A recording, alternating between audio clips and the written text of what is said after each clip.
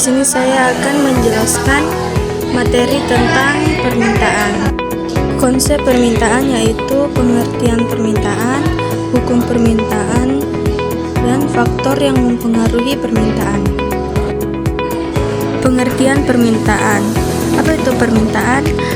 Dalam ekonomi, permintaan adalah sebuah bentuk keinginan yang disertai kemampuan untuk membeli barang dan jasa pada berbagai tingkat harga dalam waktu tertentu. Hukum permintaan. Dalam hukum permintaan, dijelaskan bahwa selain memahami pengertiannya, diperlukan juga untuk mengetahui bunyi hukum permintaan. Sebab hukum permintaan adalah prinsip fundamental dalam ekonomi. Dengan memahami hukum permintaan, kamu bisa lebih memahami perilaku konsumen dan memprediksi perubahan permintaan dalam pasar. Bunyi hukum permintaan yaitu semakin tinggi harga suatu barang, maka jumlah barang yang diminta akan turun. Semakin rendah harga suatu barang, maka jumlah barang yang diminta akan meningkat.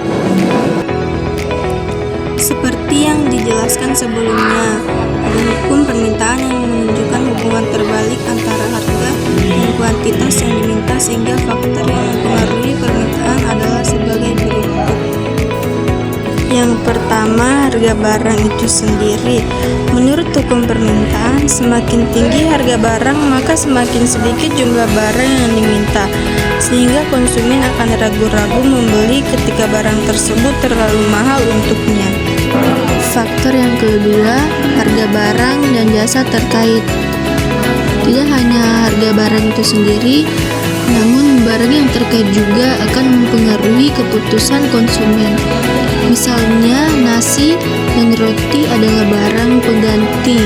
Jika harga nasi naik, maka permintaan akan roti akan meningkat. Faktor yang ketiga, penghasilan konsumen. Semakin tinggi penghasilan konsumen, semakin banyak jumlah barang yang diminta. Sebab konsumen memiliki daya beli lebih tinggi untuk membeli barang. Faktor yang keempat, selera konsumen. Selera atau preferensi konsumen juga faktor penting. Konsumen cenderung membeli barang yang mereka butuhkan dan sukai.